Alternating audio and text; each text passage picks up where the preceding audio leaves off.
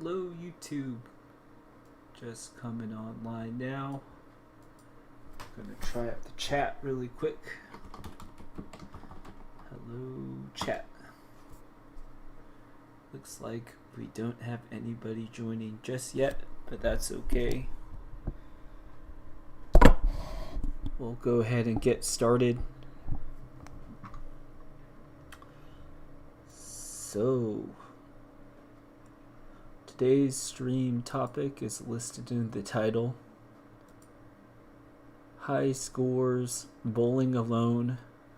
That would be this book by this fellow Robert Putnam, and Nerd Wizards of the East. That's an allusion to what we'll be looking at in the Technological Society book. Greece. Technique is essentially Oriental, and by that I think they're referring to Greece. So as opposed to Rome, the West, Greek, the East. So we'll be getting into that more, but I wanted to start by continuing to look at the Melancholy of Subculture Society. So you could go ahead and just search that title. In the show notes here, you could see that I have listed the title right here, as well as the link that I'm using. So if you're interested in taking a look at any of these things, you could search the terms yourself on your favorite or least favorite search engine, and then check against the URL I'm using and follow along there. If you don't do that, of course, one of the goals with this stream is to make it a listening only friendly stream. So I will try to read and make everything clear from the audio alone. So if you're driving a truck and making bank or doing something else cool like that, you should be good to go. Alright, so let's get started. Oh, just a bit of YouTube news. So an interesting story that came up is YouTube is removing the dislike button. I don't know when they're going to do this, but yeah, you could see there's a whole bunch of stories. Is there an official? Yeah, let's look at blog.youtube.com. We could briefly go over this story. Okay, so an update to dislikes on YouTube. The dislike count will be private across YouTube, but the dislike button will remain. So, what does that mean? It means for creators and people, if people actually still use the dislike button, I guess you could send somebody a dislike. People will get the message that you dislike them. However, that dislike won't be broadcasted publicly. Now, there's a lot of people already covering what this sort of move is for. I've mentioned ratios on this channel, so we could just very briefly just show how this is the case.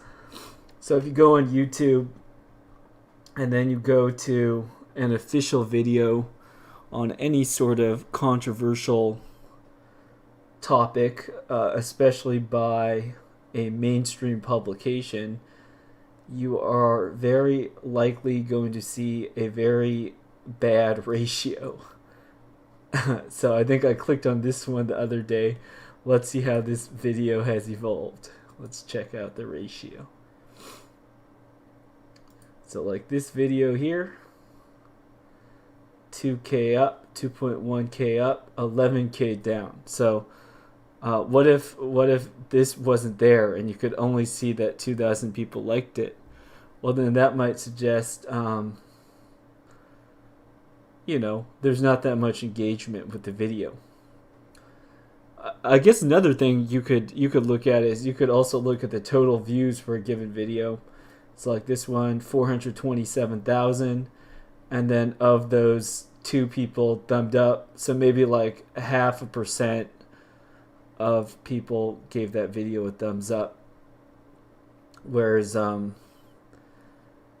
let's look at this chill guy, producer Michael, 72 million flawless diamonds. That sounds pretty chill. Let's see what his ratio is. So he's got like 1,300,000 views and then 27K up.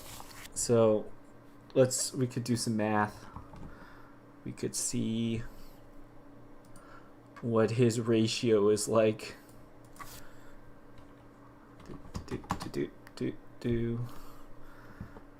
Okay. Well, I haven't used this in a while. I'm actually going to pull up the Windows calculator. I was just going to do it in like Python or something, but let's give the Windows calculator a run because I haven't really used this. Standard calculator. Okay, 1,375,564. Oh, I wanted to make that the denominator. All right, we'll clear it. We won't do the big brain thing.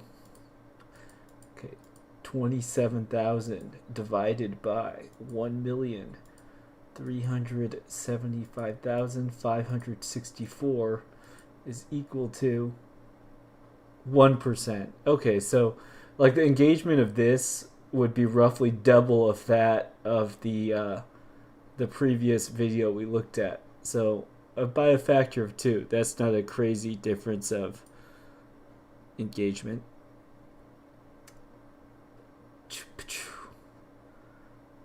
Let's do one. We'll do a little bit more science. Let's look at one more video. I'll bring up this channel that I said I liked here. This uneducated economist fellow that I like. Because I would get the impression that his engagement is quite good. Okay, so he has a video here. Global finance starting in China. Okay, so you could see here 1.7K over 18,000. That's going to be, even without doing the exact calculation, you could already tell that that's going to be a much better engagement ratio. Yeah, so then you could say of the total views, he got 9% like. So as opposed to like 1% with the fairly popular rich guy, and then 0.5% with one of those top featured YouTube videos. So there, you guys are all data scientists. We just did some data science on stream. Pretty neat. Okay. So let's get started continuing on this essay. I'll be monitoring the chat, so if anybody does say something or ask any questions, I'll prioritize all of your questions. Otherwise, I'll just continue going with the program and we'll cover a lot, whether or not we have a lot of interaction from you all. So let's get started. Alright, so there's this quote by Andy Warhol. If you all are not famous for Andy Warhol, maybe some of you are Zoomers out there. He's famous for his modern art. So one of his famous things he did was this Campbell soup can image. And he painted a whole bunch of these.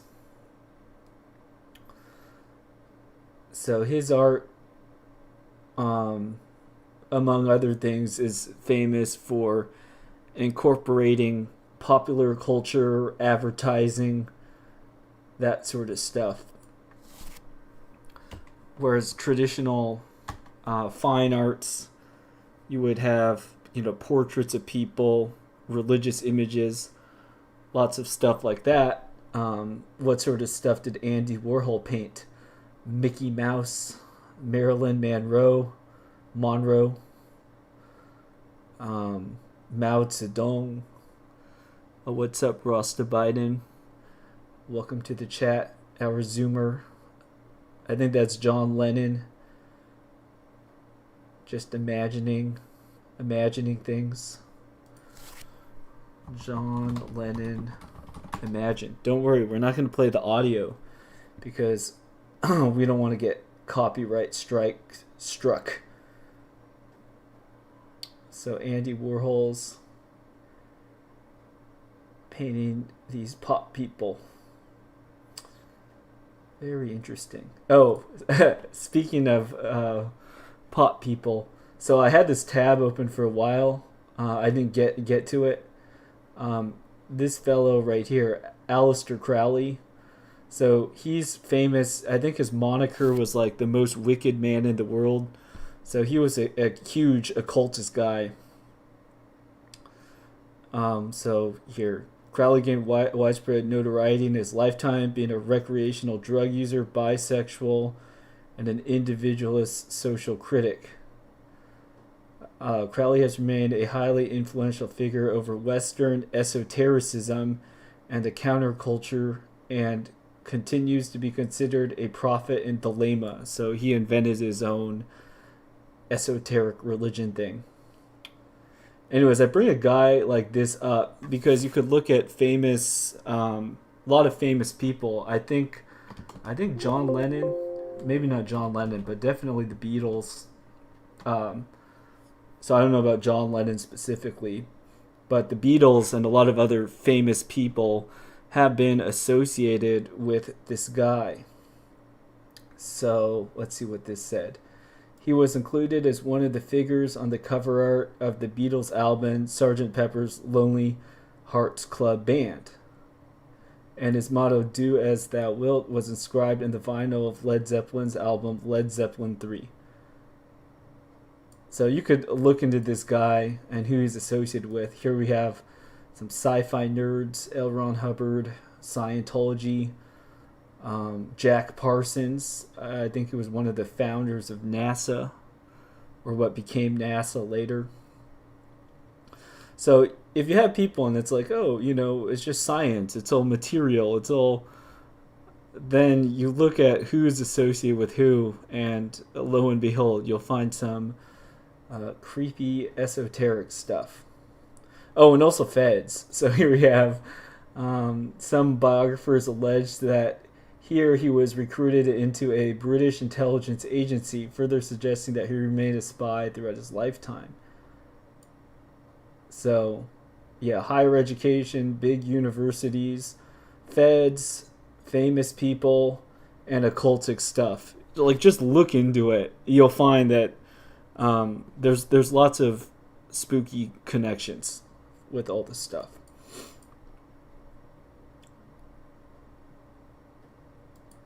All right, so enough of him and his wickedness. Let us take a look at the Melancholy of Subculture Society. So we got on that brief tangent because we mentioned Andy Warhol, a famous guy as a pop artist, and then you could see how all these other pop music and other pop artists are pretty sussy, pretty suspicious. I'll just make another general note of you could see a lot of modern art, and they'll say, they'll just show some giant crap heap, and they'll say, this sold for $20 million or whatever. If you follow the trails of this sort of stuff, and it's like, why would anybody spend that much money for this sort of thing? In short, you could find that there's people that they have money that they need to spend. If you have money, you could only buy so much Taco Bell for yourself. If you're hungry, you could only. And then maybe you cannot afford like a house that is too big, but if you could fill your house, use money with building projects and stuff on other stuff, then then it suddenly starts to make sense, huh? how how is modern art funded? And another one that I hadn't thought of until I thought about it a little bit too was book deals. So if you ever go to like a used bookstore, you'll probably see like tons and tons of the same titles, especially like hardcover type books by famous people, just lined up. It's like, does anybody actually read those books? And I would say some people do. Like, for example, one book that I read is Elon Musk. I think Ashley Vance was the name of his publisher. So this is an example of a book I bought. I was pretty excited to read this because I was an Elon pilled back then. And I mean, to be fair, it was a pretty readable, interesting book. Anyways, books like this, there Elon Musk. I think there's a lot of actual interest in him. But how about books written about, some congressman or something? I'm sure there are some people that are interested, but a lot of times it seems that there's a massive quantity of books that get published and they get redistributed, especially at these newsstand type places. So if you go to a major shopping mall, I don't even know how many of those are left now, but you go to a newsstand, places like this, they would often have these books to consume, books and magazines and stuff like that, and you could ask, it's like, it seems like you guys have new stuff coming out every week. Who buys it? Where does it come from? Where does it go? Oh, another place I think I've seen these a lot is airports. At airports, they'll often have like a little bookstore where you could buy these books to read on a plane. And so just like with modern art, you could be like, I thought you can't make any money doing writing or anything. The answer is yeah, there are some places where you could make money doing stuff like writing, but oftentimes what will it be? It'll be doing like, writing for like corporations, products, stuff like that. And then also too, if a deep pocketed person has some money to spend, you might get hired doing that. Or like one thing I've personally done some writing for is through like academic institution type stuff. That's another place where writers, they'll be happy to employ writers for a lot of stuff. Oh, cool. We're joined by two other guests. Hey, Reaper. Hey, Ian. Welcome to the stream. Okay, so let's continue. We went off on a little tangent because we were talking about Andy Warhol and his glowing connections. And then also, too, briefly about art and why does this art that looks so crappy sell for so much money? It's like, I could do that. If somebody paid me, that much money, I could easily throw together some trash and that sort of combination. Well, I'm sorry, Bucko, you're not positioned to do it. You're gonna have to hustle. If you don't hustle, you can't get that deal. So, yeah, if anyone has any insight to that, please do share. Mind the YouTube rules. Let's not get kicked off. But if there anything that is like public that you could say, I'd be curious to hear what all you have to say. All right, let's continue this essay. So we're looking at the Melancholy of Subculture Society. Link here in the online show notes. Okay. Irony has only emergency use. Carried over time, it is the voice of the trapped who have come to enjoy their cage. And that's a quote by Lewis Hyde in his work Alcohol and Poetry. John Berryman and the Booze Talking. I can't say I know what this is, but we'll continue. Oh man, too many interesting topics. Okay, so I'll just bring up one note about this irony thing. this is a kind of warning to you all, and also a warning to me myself. So I think that one way in which a lot of people end up doing things or becoming involved in stuff that uh, they don't want to be involved with is because they start to sort of do things ironically. So, for instance, well, I'll just give an example. Maybe this wouldn't even be the worst thing in the world. Like, let's just say I started to ironically say, oh, my goal is to become a YouTube influencer. All right. If I keep on saying that, even quote unquote ironically, then if I'm not careful, before I know it, I might actually be doing all these activities unironically that um, support that. So, or let's say you make fun of nerds that play video games, and then you start streaming games. Before you know it, you might be a nerd that plays video games. So I think that this is kind of a law of how the how the world works. So yes, do take care of yourself if you ever do use some kind of irony, because you might be surprised what you become, even if you do something originally ironically. Okay, a couple comments by Reaper. He says, while speaking of high art, you might mention that typically these people like Picasso in mid 20th century Paris all know each other and go to the same dinner parties. In this sense, it's very insular community that kind of decided what is important and the value. There are some obvious similarities to modern big tech inner circles. Also, we might agree that big tech is responsible for creating real stuff versus higher communities that make not even make art that anyone but some cadre of people would ever seen. Grammar's kind of funky there. Yeah, okay, I think this is a good point that Reaper's bringing up.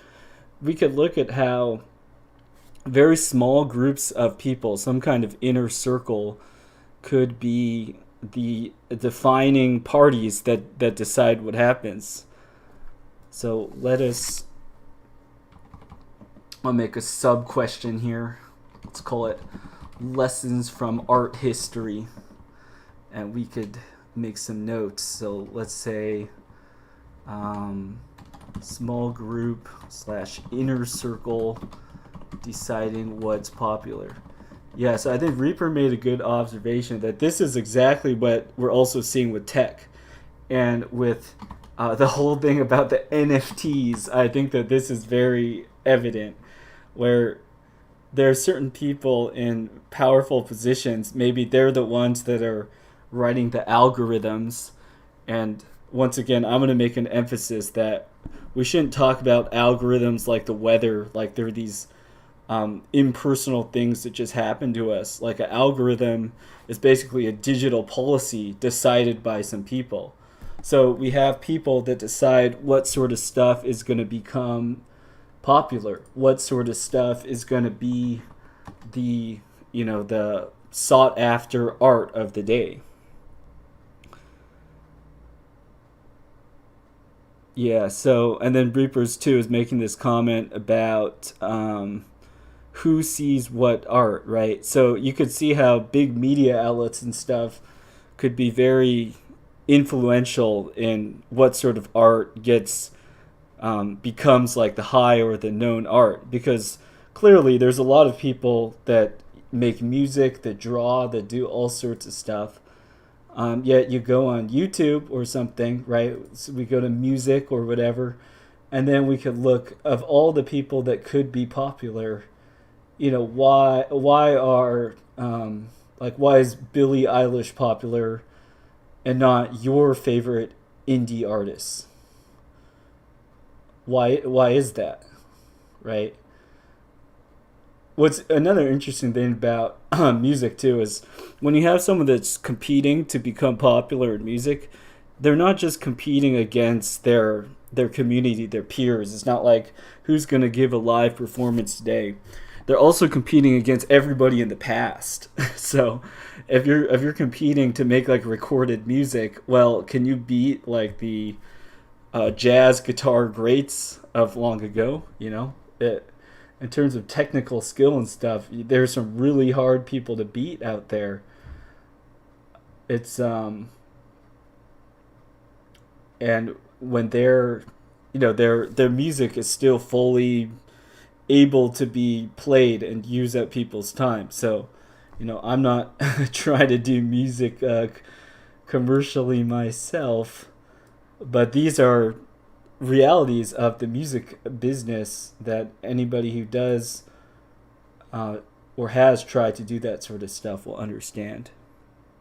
I read a couple comments here.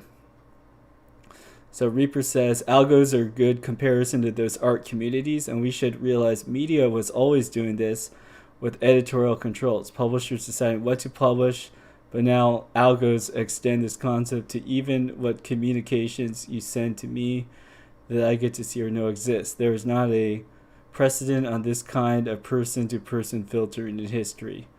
Yeah, I think Reaper makes a good observation here. It would be kind of like now it's like if the post office would be checking your letters. People show these examples of like a prisoner sending a letter, and then there will be all this like black marker going over some text, redacted. Okay, Ross Biden says the YouTube algorithm aristocracy should pump Allen to the top. Yeah, pump. Maybe they'll help me.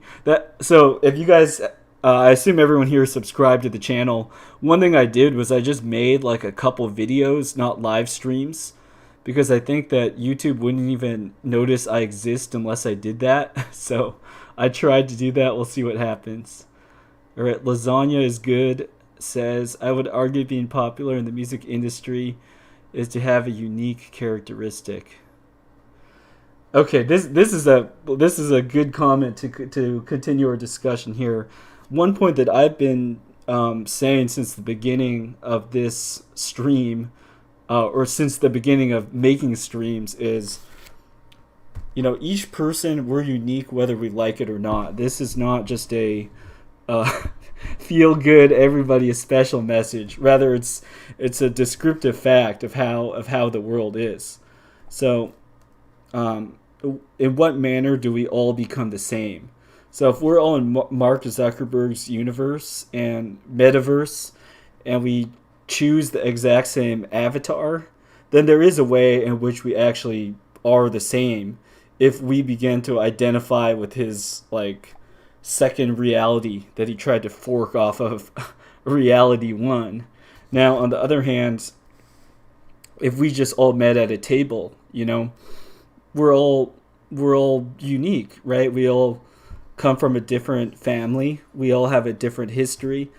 And as something that's a kind of consolation to nerds, I would say that the history of the things that you have been interested in, the history of the things that you have studied, and the problems that you work through, these things also contribute uniquely to who you are, right? So even if you didn't get paid a bunch of money for it, going through and struggling through whatever problems you have chosen to work through, that's a part of what makes you unique, right? So, I haven't really done any electrical engineering or low-level programming, but I'm very interested in meeting somebody that has, especially if we're talking about technology-related topics, because that person has put in the blood, sweat, and tears to work through that sort of stuff. So as opposed to metaverse land, where it's just like, oh, I'm going to deck out my avatar so I look like I'm elite hacker, right? We, as people, because each of us has a unique history, we're unique whether we like it or not. So going back to the music industry stuff, I would say that I don't think being popular is about being unique per se, because everybody is unique to begin with. However, we could look at how different artists have been able to make different products. So let's talk about K-pop. Let's have an honest conversation about K-pop, okay?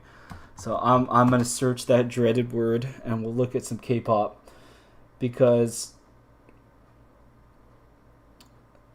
Okay, we'll look at NPR's guide to getting into K-pop. I think in many ways, like K-pop is representative of the engineered popularity of something, and then the nerd thing that will come after K-pop. It hasn't come quite yet, but I think it is going to become popular.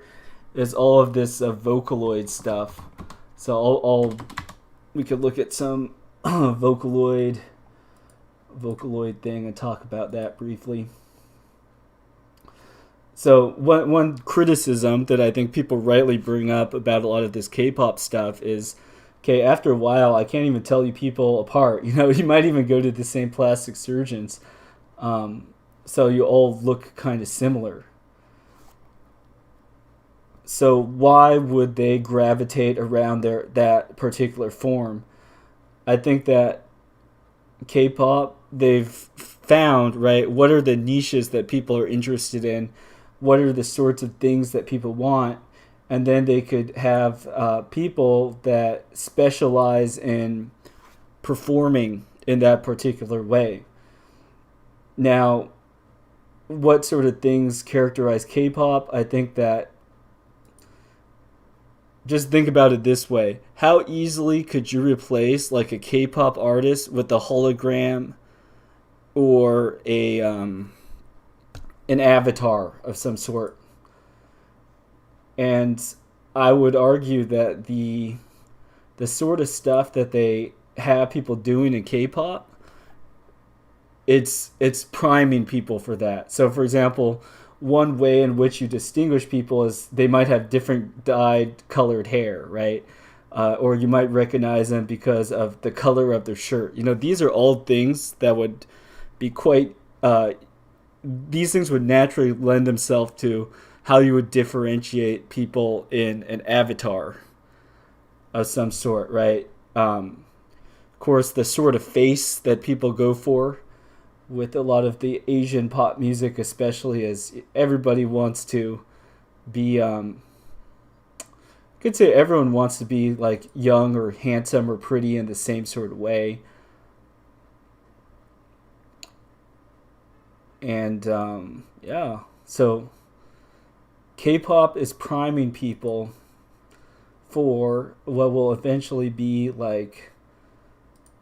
Well, let's look at YouTube really quick. We'll go look at let's look at a hologram. I'll just search hologram K-pop. I bet they have it by now. Okay. Comment by Ross Biden. He says, I think some of what we're seeing in the digital space over labeling of pronouns and the social justice stuff is people trying to vie for unique, interesting characteristics in an online space. Yeah, I think definitely people are trying to be unique. And then once again, I'll iterate my point that I was making about just as like what would be something that I would tell like somebody, a friend or somebody who's trying to differentiate themselves. It would be that, you're unique already, so you don't have to try to be unique. Okay, so this is like a Vocaloid. Hatsune Miku, she's a famous example of a Vocaloid thingy. Now, imagine if you're like a music producer person, and then basically you could give this concert where you have like a person that is young forever. They'll never miss their show time. Their voice won't give out. And you actually could attract all sorts of fans and stuff with that. So that is, well, it's like the perfect pop artist, a pop idol, words, English, connection, right? What if you could have a pop star where you actually didn't even need a person to be there? So I think that this is like the peak technology that the Japanese people have developed at this point.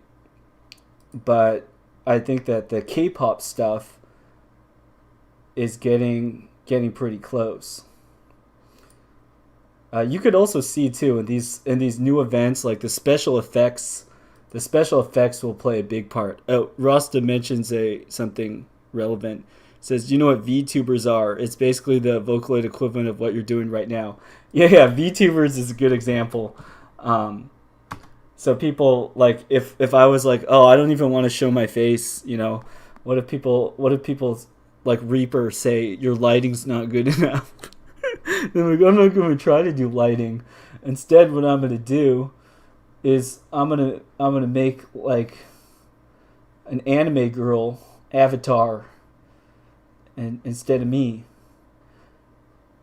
Yeah, this one. Okay, so here we'll show like an interesting example of this, where so historically they've been mostly like anime styled, but they've been working on making more like 3D rendered, realistic looking VTuber people. Like this person, Uncanny Valley, much. Okay, Reaper makes a comment. He says, my friends in the film industry don't understand that fake actors or CGI of real people will destroy most live action acting careers very soon. Yeah. We'll see if it ends up like replacing or destroying it, because I think a lot of people they do still like to see live acting real people, but certainly there are a lot of people that really like this VTuber over the top VTuber stuff. One pioneering example of this sort of stuff was this movie Final Fantasy Advent Children. In this movie, so it looks like from Wikipedia, is from 2005. Let's see if they had some screenshots.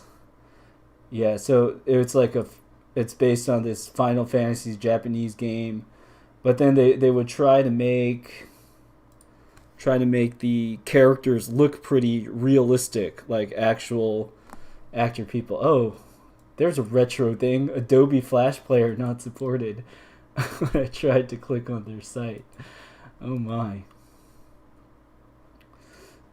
Yeah, anyways, you could see the like the art style of this 3D film that they made.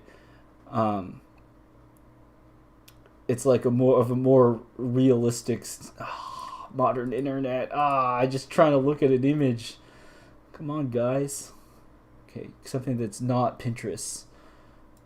All right. Okay, Reaper says, well, I think you'll be able to have computer-generated movies, TV that look real without weird effects.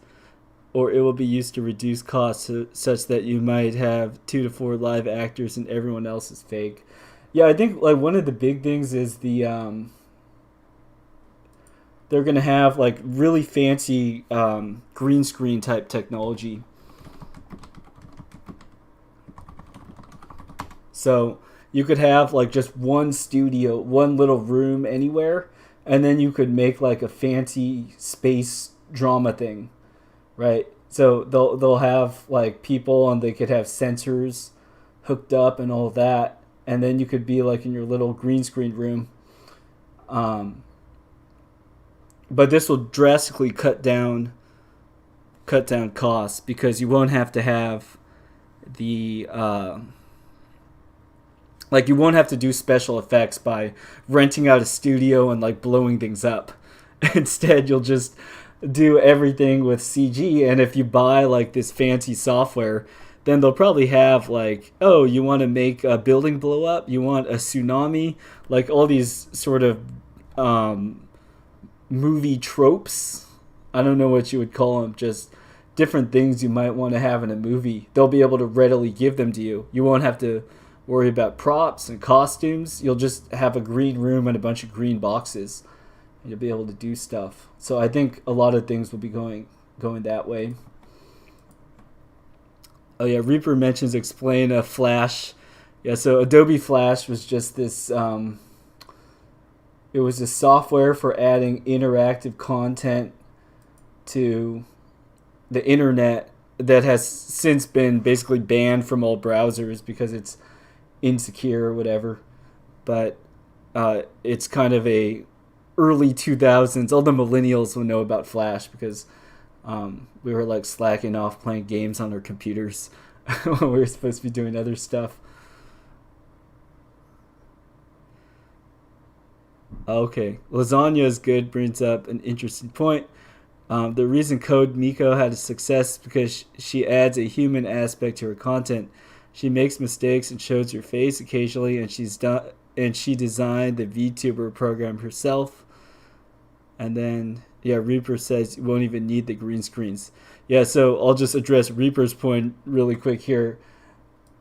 Yeah, all the eye tracking, the face tracking, the avatar stuff, then that will mean to do a lot of stuff you won't even need the green screens. I think for the production, actually making movies and actors, if you want to get fancy, I think personally that for some stuff there won't be a way around that for a very long time.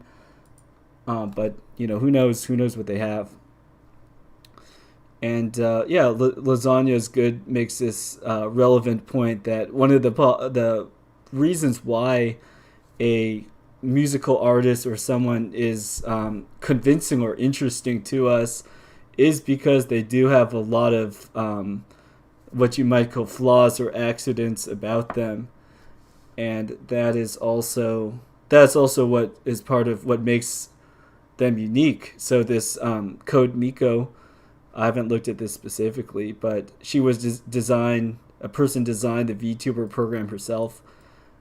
So it's more like somebody and their software project. There's an actual person you could identify and have associated with it. So I think like that's interesting of itself. Like if we'll watch a documentary on that, it'd probably be interesting. But then we could look though at these all the stuff, the production cues, and you could ask, right, would these like major Korean chaebol big companies be able to generate pop stars that are actually entirely digital, and the fans would not even know? I'm not going to bring it up on screen because there's some kind of creepy stuff, but I'm aware that people on like YouTube, or not YouTube, Instagram and stuff, they've like made Instagram accounts and stuff for fake celebrities. Like they've made up like an Instagram girl, and then they'll have all these renders and stuff of them visiting places.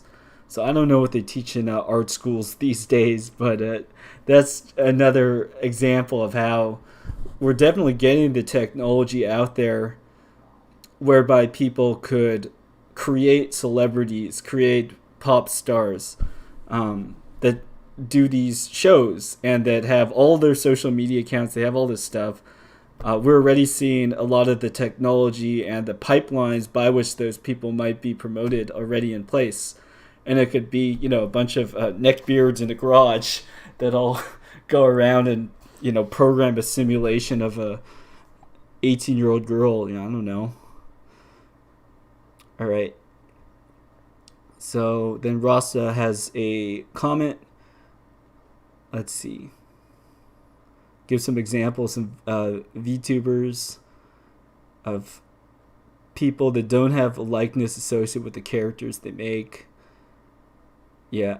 And then Lasagna makes a comment that VTubers have a niche. They're kind of a niche now. Yeah. So I think, K-pop represents mainstream. I think it's pretty safe to say, like, everyone at least knows what K-pop is if they have the internet. Just like everyone knows what anime is. It doesn't mean everyone watches it.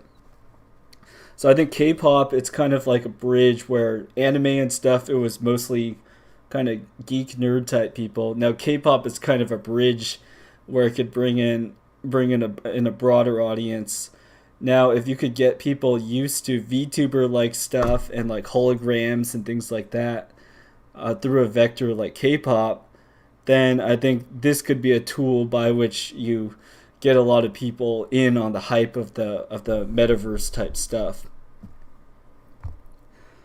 Interesting. Okay, I'll let in the chat if you guys say more stuff about VTubers. I'll read them later. I'm going to continue down this article, and we could talk more about that in future streams if it interests people. All right. One can't opt out of culture. So this subsection monoculture, we just read this quote about irony, and I gave my pro tip to be careful with irony because you might become what you're ironically posing at, and you'll look back and that won't be good. All right. One can't opt out of culture.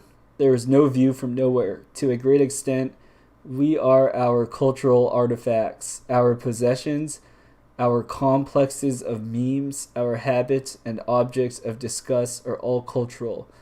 You are always part of a culture. Suppose there were only one worldwide culture with no subcultures. The overriding obsession of this culture will be, let's make it money. People are absolutely obsessed with money. How is it made?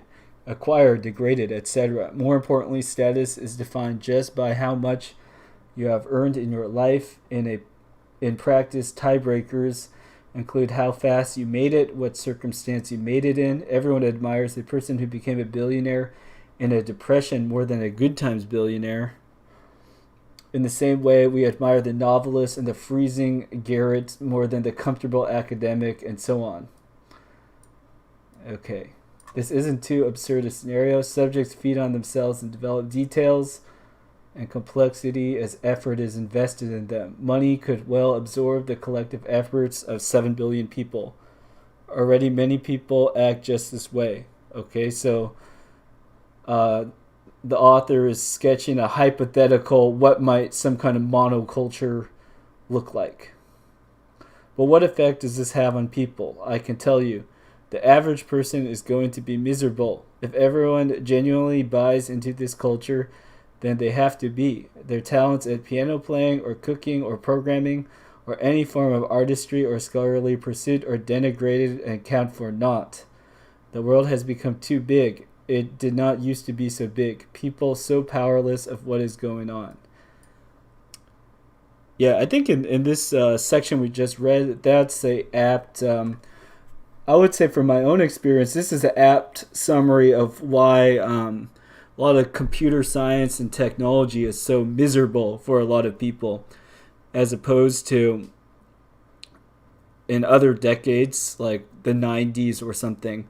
Then probably the vast majority of people who would work on a computer, computers might crash a lot, be very expensive, and so on and so forth. There had to be something about doing that they really like.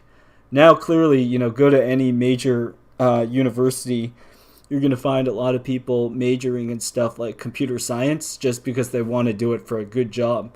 So they might not actually care about computers and software at all, but they're there because they have some external goal. For example, they might be interested in money, so they're interested in working on computers and stuff because they believe it'll give them a good financial return. And I think often if a person is supposed to spend 10, 12 hours a day like looking at and thinking about computers, and they don't really care about computers themselves, I think that is a big formula for misery. Okay, let's continue. We got a box here, some interesting typesetting by this web author. Quote, society is composed of persons who cannot design, build, repair, or even operate most of the devices upon which their lives depend. In the complexity of this world, people are confronted with extraordinary events and functions that are literally unintelligible to them. They are unable to give an adequate explanation of man-made phenomena in their immediate experience. They are unable to form a coherent, rational picture of the whole. Okay, so I think the context of this quote was talking about why do people feel so powerless with these in a big monoculture. So here, because you won't understand the tools and the things that you're using. Under the circumstances, all people do and indeed must accept a great number of things on faith. Their way of understanding is basically religious rather than scientific. Only a small portion of everyday experience in the technological society can be made scientific. The plight of members of the technological society can be compared with that of the newborn child. Much of the data that enters its senses does not form coherent wholes. There are many things the child cannot understand, or after it has learned to speak, cannot successfully explain to anyone. Citizens of the modern age in this respect are less fortunate than children. They never escape a fundamental bewilderment in the face of the complex world that their senses report. They are not able to organize all or even very much of this into sensible wholes. Cool. So in this stream, one of the things that we're doing is, like last stream, we said, what are algorithms? And we talked about algorithms. And then I proposed my own like official definition of it, which is like really what algorithms is digital governance or digital policy, something like that. I think that through doing things like that, this is one of the ways in which we can, I don't want to say fight back necessarily, but bring clarity to issues. And I'll shield my own website really quick. So like long ago, I made this meme. Here it is. This is your brain on personal computing. And we could take a look and see all these technologies and that are common that people make use of. And if we call them by what they're actually doing, or I'm not going to say what they're actually doing, but you call them by another accurate description, I think it could bring a lot more perspective to stuff and help properly use tools. Like, I'm not anti-Amazon, anti-Facebook or anything, but we should take a look at these things and say, like, what is Amazon in my life? What is Facebook in my life? And then ask the question, like, is it taking up too much? Are there ways I could use it that I'm not using it already? Like here, I'm on YouTube because I said I'm watching a bunch of YouTube, but maybe it'd be interesting if I made a YouTube. So my conclusion analyzing stuff was, actually, I'm going to make more use of YouTube. Anyways, just taking a look at this image. So like this MacBook, I said manufacture tribal loyalty, right? So somebody might agree or identify with some kind of brand or technology, even if effectively, like if all you do is go in Google Chrome anyways, then why don't you actually just buy a Chromebook? I think a Reaper in the chat here has made some positive remarks about how Chromebooks are very useful for most people. Like if you just send email on Gmail, like that's the only thing you do, then like get a Chromebook. Why not? These earbuds, auditory attention scrambler. Yeah, maybe my favorite is call a phone like a personal surveillance unit. So like, what if your mom is like, son, daughter, remember to take your personal surveillance unit whenever you leave the house. Otherwise, I won't be able to ping you if there's something I need you to do, interfacing with the Matrix. So essentially, that's what like a lot of these things that are already normal to us are. That's really what we have. But because we have conventions and we're used to calling them by their official corporate jargon type names, we kind of forget or look over what it is that they're doing. Like here, this relates to the monoculture that we're looking at now. Here with like Netflix and Spotify, it says replacements for your culture, sense of community, and hobbies, right? Because back in the day, with a small village, whether you're in, China or Europa, wherever you are, then you might have played musical instruments with your friends, had some kind of play acting, gathered together to do things, and so on and so forth. But a lot of what we call entertainment, right? It's like a replacement time filler for that. So here, thank you all for joining this stream. This is one way in which we're inverting that on its head, saying, all right, Google, YouTube, you people have done this to us, but what we could do is actually take hold of these technologies and then not use them just for mindless entertainment or whatever, but use them to find new people, to do things with people, to make connections, and hopefully to be able to consistently do that, not just have something that is like watching one movie once. So goals, squad goals, my Zoomers, squad goals. All right, let's continue. So you can't make a mark on it unless there are almost as many ways to make marks as there are persons. So is this talking more about the monoculture hypothetical, I think? To put it another way, women suffer enough from comparing themselves to media images. If you want a vision of this future, imagine everyone being an anorexic teenager who hates her body forever. We all value social esteem. We need to know somebody thinks well of us. We're tribal monkeys. Ostracism means death. Okay, yeah, so like personal story here. Let's just say you're starting to do something like play guitar. So I got my guitar back there. A lot of people might look at a guitar and they might say like, why should I even try? Because you go on YouTube and then you see these people that are just way, way, way better.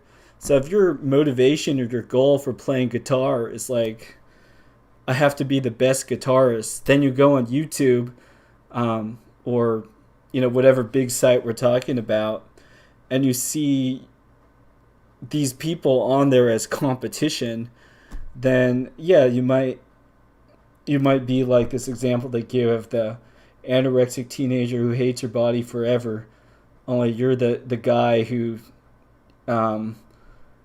has a lot of guitars sitting on the wall but never plays, because it's like, I'm not going to get it anywhere relative to these people, so why do I even try? Okay, a couple people. We've mentioned Steven Pinker on this this stream, so interesting to show him coming up. And then this other fellow. This is an interesting looking man. He likes to play his own musical instruments. You could look at interviews and videos of this Lanier fellow on the internet. I believe he's been on Sam Harris. So once again, bringing connections. Let's take a look. So this site, this gwern.net, while this is kind of sounding like, the system, blah, blah, blah, I think that this guy that writes this stuff is pretty institutionally connected, at least to the degree that Sam Harris and some of Sam Harris's guests are. Now, that doesn't mean that you shouldn't read them or it's bad, but just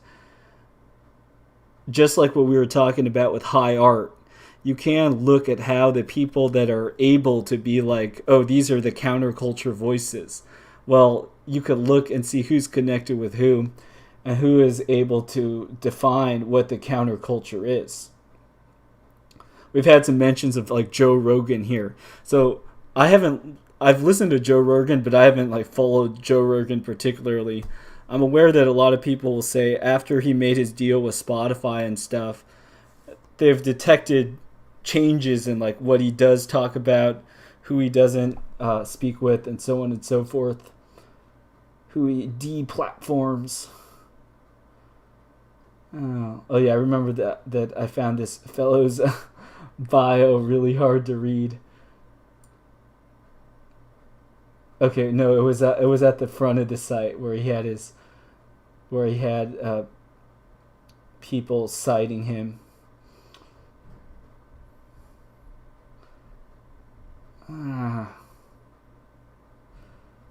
Okay. Anyways, I'm not gonna look for this right now, but I do remember seeing some pretty big names, maybe in his bibliography. No, that's just him citing people on his site, so I'm not gonna look at that. Anyways, the point is that uh, Jaron Lanier and Steven Pinker, these people, they do come from the same sorts of circles. These people do speak with one another. Like here is Sam Harris is speaking with Jaron Lanier. So in this episode, they talk about economics, politics, and psychology of our digital lives. So, yes. Just following threads. Reaper says, to me, how do institutions make you feel? Thank you for caring about my feelings. I would say that it seems you care about my feelings more than institutions. That's how institutions make me feel. But that's all right. I'm not asking them to care about my feelings, just to respect my freedoms. All right. So, Jaron says, I'd like to hypothesize one civilizing force, which is the perception of multiple overlapping hierarchies of status. I've observed this to be helpful in work dealing and with rehabilitating gang members in Oakland. When there are multiple overlapping hierarchies of status, there is more of a chance of people not fighting their superior within the status chain. And the more severe the imposition of the single hierarchy in people's lives, the more likely they are to engage in conflict with one another. Part of America's success is the confusion factor of understanding how to assess somebody's status. All right. Comment Lasagna says Jaron has some good takes on social media. Yeah, I think like here too in this quote, Jaron makes a point that I think I understand and agree with, which is if there isn't just one single hierarchy, like let's pretend you're poor, but then you're also the best guitar player, right? So you rule the guitar world. Then that person might feel like they have a high status in one area. They don't need to show off and defeat the rich person because in their little niche, they're successful. So they're happy with that. So in the same way, this article is about subcultures. We could look at how all these subcultures create more and more opportunities for people to be at the top or among the top of all these different areas. You just choose an increasingly obscure video game or anime to care about, and before you know it, you could be the number one expert on something. Reaper says, multiple overlapping status chains is often said to be why democratic capitalist countries are successful or peaceful, because they give fighters, so I'll take that to mean like, people who want to put forth a lot of effort in their life, something to do besides fighting. Yeah, that's interesting. I think that's kind of a smear though against like countries that are like if you're in a monarchy or something, does that mean that you just want to fight and one up other people? Like, of course not. I'm not saying that you're saying that, but I don't think that this is a special feature of democratic capitalist countries. I think it's more about if you have a society that allows people to have the freedom to choose a lot of different things that people, they'll want to have an outlet to develop their abilities. All right, Pinker says, and I think this is replying to maybe these two people are having a conversation. That's a profound observation. There are studies showing that violence is more common when people are confined to one pecking order. Ha ha ha, pecking. That sounds like a Peking, a Beijing. Ha ha ha. And all of their social worth depends on where they are in that hierarchy. Whereas if they belong to multiple overlapping groups, they can always seek affirmation of worth elsewhere. For example, if I do something stupid when I'm driving and someone gives me the finger and calls me an asshole, it's not the end of the world. I think to myself, I'm a tenured professor at Harvard. On the other hand, if status among men in the street was my only source of worth in life, I might have road rage and pull out a gun. Modernity comprises a lot of things, and it's hard to tease them apart, but I suspect that when you're not confined to a village or clan, and you can seek your fortunes in a wide world, that is a pacifying force for exactly that reason. Yeah, so Reaper's responding to my hypothetical monarchy example. He says, monarchies have mercantile class people that do the same thing. Yes, it's just America seems to end up offering people a lot of different status circles, although people simultaneously argue there's less community now. It's like in this Bowling Alone book. Well, look. Yeah. So I think, yeah, the points that are being made here, I think they're good. These are interesting general observations that I'm assuming everyone here is from some kind of Western country. We're all talking in English with one another. But that's not to say that they aren't found elsewhere. But it seems especially strong in Western Anglo countries. All right, continuing. Think of people you know. How many of them can compete on purely financial grounds? How many can compare to the chimps at the top of the financial heap without feeling like an utter failure and miserable loser? Not many. I can't think of anyone I know who wouldn't be at least a little unhappy. Some of them are pretty well off, but it's awfully hard to compare with billionaires in their department. There's no way to prove that this version of subcultures is the right one. Perhaps fragmenting the culture fragments the possible status, but when I look at simple models, this version seems plausible to me and to explain some deep trends like monogamy. All right, I think straightforward enough. If you try to compare yourself in absolute terms on a huge world, like through YouTube, the internet, I gave my example of playing guitar, then quickly you could become miserable and feel like I'm at the very bottom. What's even the point? So on and so forth. But subcultures and other stuff, you could see how socially this could be rewarding for a lot of people. So let's see if basically that's what's being said in this article. So a quote: if you compare yourself with others, you may become vain or bitter. For always there will be greater and lesser persons than yourself. Enjoy your achievements as well as your plans. Keep interested in your own career, however humble. It is a real possession in the changing fortunes of time. Yeah, I mean, I think this is true. Just as a general plan, we all focus on doing our personal best. Of course, you could take criticism and stuff from others, but if you're trying to evaluate yourself relative to others as your gauge of how well you're doing, then yeah, that will probably make you pretty miserable. Also, for the other reason that oftentimes we don't know where other people come from, and what they're doing, right? So somebody, they might seem like they're doing really well on the outside, but you speak with them and they have all sorts of pain and problems and stuff that you don't have yourself. So it's not like, oh, they have it easy, right? Everybody has their own struggles and pains.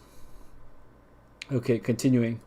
Having a society in which an artist can mingle as social equals with the billionaire and admit the noble scientists and the philanthropist is fundamental to our mental health. If I'm a programmer, I don't need to be competing with 7 billion people and a few hundred billionaires for self-esteem. I can just consider the computing community. Better yet, I might only have to consider the functional programming community, or perhaps just the Haskell programming community. So for all you non-nerds who haven't been in these circles, he's just naming a narrower niche of what he himself, the author, is involved in. Or to take another example, if I decide to commit to English Wikipedia subculture, as it were, instead of American culture, I am no longer mentally dealing with 300 million competitors and threats. I'm dealing with just a few thousand. It is a more manageable tribe. It is closer to the Dunbar number. So I think that's about, how an individual could only have so many meaning relationships. Somebody came up with a number, which still applies online. Even if I'm on the bottom of the Wikipedia heap, that's fine as long as I know where I am. I don't have to be a rich elite to be happy. A master craftsman is content, and a, quote, cat may look at a king. Alright, so be a happy cat. Is that what he's saying? Leaving a culture and joining a subculture is a way for the monkey mind to cope with the modern world. So I think by leaving a culture, saying don't rate yourself on like an absolute monoculture of like, I want to make maximum money, but instead to find your success and fulfillment within these subcultures, such as his examples, Wikipedia and stuff. That's a winning move for being happy. This fellow is implying to this monkey mind. Probably going to see some more talk of things like dopamine. Maybe actually not from this article, but all over YouTube and stuff you'll find that. Oh, I already wrote down the topic. So this is another thread we'll be following on this stream. How people talk about like dopamine and happiness, especially trying to find this content of nerds doing their introspection, talking about how they conquer burnout, whatever the topics are we might be looking at. This discussion of dopamine, it's like a very ingrained word or way of thinking or talking about something that people might have phrased in different ways in different times. Cool. All right, continuing this. So we have a quote from a Dune book. Often I must speak otherwise than I think. That is called diplomacy. All right.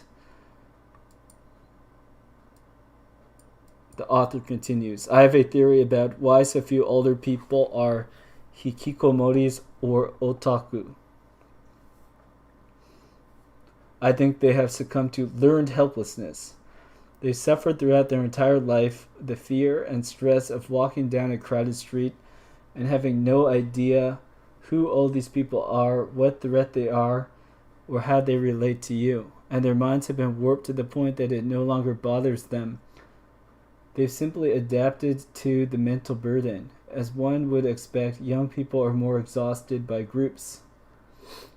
The remaining mental dislocation is handled by exactly those most small-scale social organizations whose passing Putnam bemoans in Bowling Alone. The solution is as viable as it ever was, but the young people have other options and are no longer forced into this ancient conformity. Stress is an important issue. You can ask the primatologists, they'll tell you. Social stress shortens lives. The monkeys on the bottom of the heap don't live as long as they should. The hormones like cortisol damage the body. The ape at the top of the heap may not live particularly long either, but at least he can see his death coming. Madness is not associated with the countryside. It is with the city, perhaps due to stress or low-level infections. I read a comment by Rasta here. What does the term wizard mean in terms of how you use it in your streams? I've heard it before in some Wojak memes, but I don't know what it means. Okay, so when I'm talking about wizard, I basically am looking at people who use magic, right? Wizards use magic. So it's in this title here, I had the Nerd Wizards of the East. So by that I mean, with the Jacques Ellul book, there's all this talk about how magic and technology are related. How technology, you could look at certain technology use as a type of magic. Like you type something into the command line, and then to cast a spell, something like that. So what I mean by wizard is like a person who really embraces and uses technology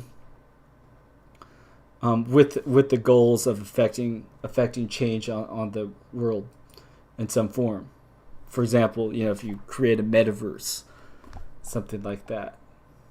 All right, so in this essay, we stumbled on this reference to Bowling Alone, so I think that's a good transition to take a look. We're not actually going to read Bowling Alone, but we're going to look just at the Wikipedia that says what it's about.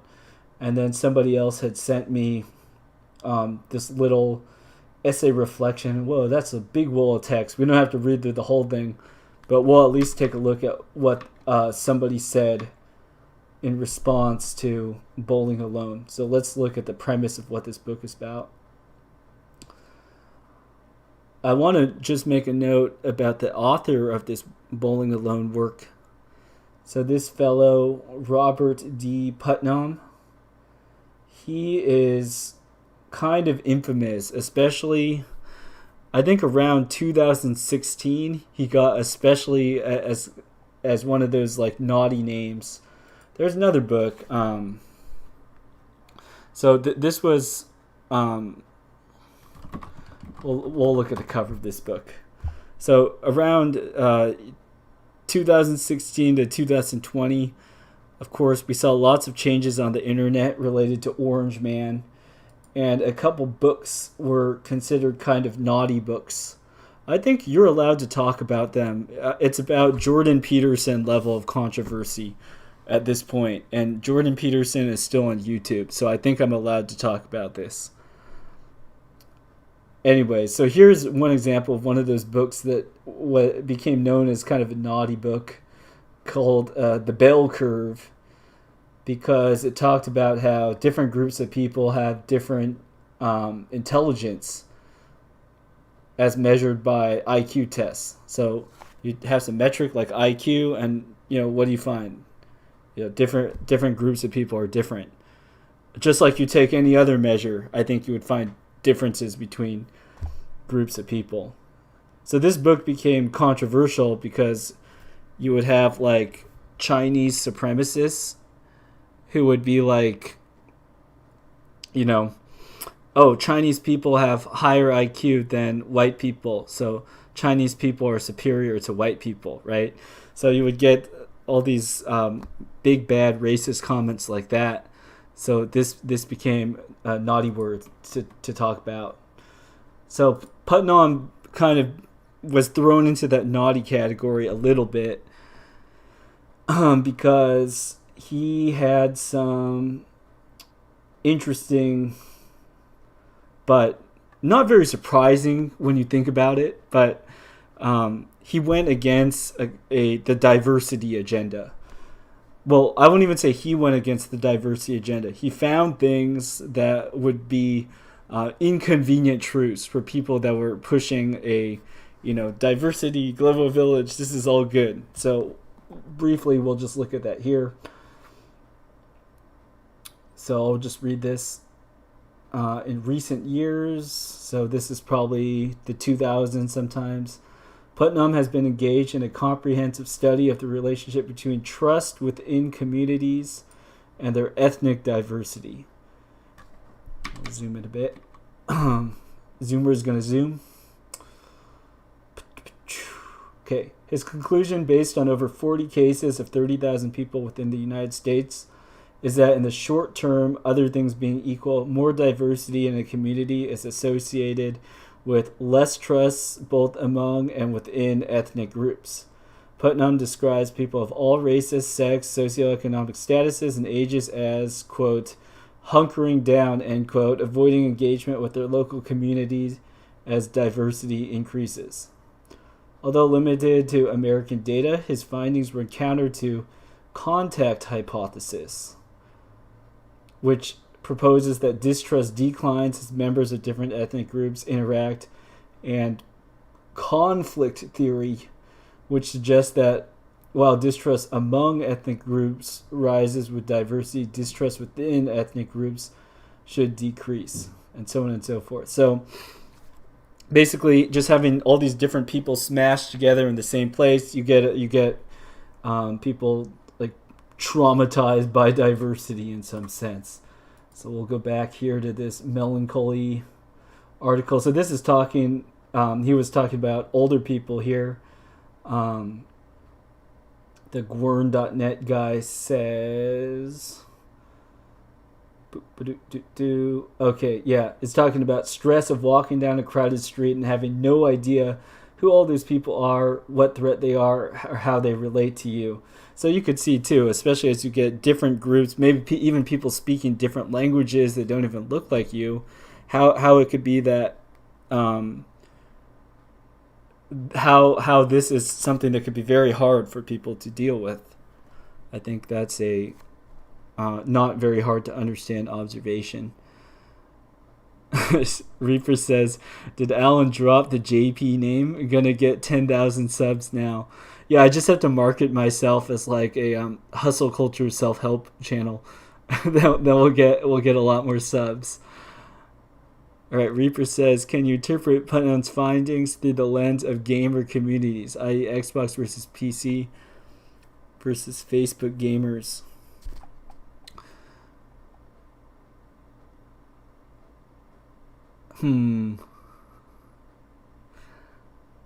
I'd have to think about that one for a bit. Because, okay, so the difference with that would be, like, do these people actually interact with each other? Maybe, like, I don't know, like, if you go to a grade school, like a middle school these days, would be like the kids that play Xbox sit at one table, and then the kids that play PC sit at another table. Like the Xbox people, they're like, sipping their Monster, and then the PC people, they're like sipping Bang, and then the mobile and Facebook gamers are like sipping Four Loko, and then they, they have rising distrust with each other. Um, yeah, the whole platform thing's interesting. Well, I'll make a mental note of that. In fact, I won't even just make a mental note. Let's translate our mental thoughts into text, into digital data immediately. So we could just say under future topics, gaming platforms, Xbox, PC, mobile, Facebook, etc., and the communities that arise around them. We'll take a note of that. That's interesting. Okay, and Reaper draws the line, and he says he sits at the PC table. Yes, me too. I am also part of PC Tribe. Okay. So let's finish looking at the Putnam stuff. Yeah, so Putnam, he got put on the naughty list, as I was saying, because he said this stuff about diversity, which would be counted as edgy, especially as big terms were trending. Well, let's be empirical. We don't even have to talk or theorize about this. We'll just show an example. So I'm just gonna write Putnam, diversity, Islamophobia. Let's see what comes up.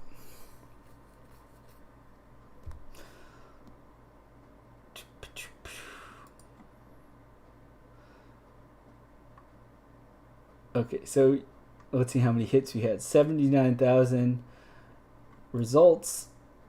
And then you could find all these examples of people talking about issues like, quote, right-wing populism.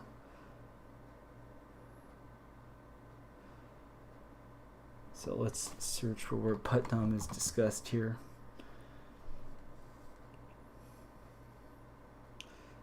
Oh, that's interesting. Okay, so Putnam is like mentioned here talking about faith and community and how that could be useful. So it isn't talking about his diversity work, but they're talking about him positively here. And then what did they say about Putnam here?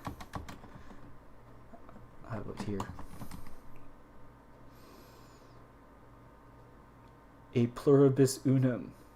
Oh, United States motto. Okay, so they probably have stuff in the article, but... Or is this the whole article? Okay, we can see where he's cited. Let's do some advanced research. Oh no, I zoomed out. Ah. Okay, where did that go? Okay, he's reference 18. So where is he cited? To a certain degree, the relationship between welfare and identity speaks in the direction traced by studies on the welfare state and diversity, citing Putnam, which have emphasized the nexus between community building and interpersonal trust. This relationship is reckoned to more easily maintain ethnically and cultural homogeneous societies. Okay, so certain things get harder with diversity, I think, basically is what being said. All right, although most welfare societies have already become ethnically diverse, the framing of ethnic diversity is still associated with insurmountable cultural, identity, and religious issues. In this case, statistics and successful achievements of integration still struggle to prompt media interest and positive opinions towards immigration and Islam in particular. Yeah, so there's more difficulties that come with diversity, as Putnam found, and then people are, I would say, they're kind of inherently aware of these facts, so that's why you get hostile opinions about immigration, especially towards people who profess to be of a different religion. Okay. Reaper says, wait, do we all get along here on this channel because we already were sitting at the PC table? Yes, maybe at the end of the day, that's why we gather here together, because we're all part of PC tribe together. We just didn't realize it, but maybe that's what brings us together. Okay, so what I'm going to do now, I'm going to go look briefly at this Wikipedia article about this bowling alone, and then I'm going to jump to this article somebody sent me, and then we'll close bowling alone, and then we'll read a paragraph or two from Jacques Ellul, and we'll call it a day. But let's at least get the bowling alone tabs closed in the browser, and we'll only bring it up again if it's relevant or interesting to look at again, because we're not going to force ourselves to go through a whole thing if it's not going to do us any good. Okay. Bowling Alone, The Collapse and Revival of American Community, is a 2000 nonfiction book by Robert D. Putnam. It was developed from his 1995 essay entitled Bowling Alone, America's Declining Social Capital. Putnam surveys the decline of social capital, and he defines, or Wikipedia defines social capital here, the networks of relationships among people who live and work in a particular society, enabling that society to function effectively.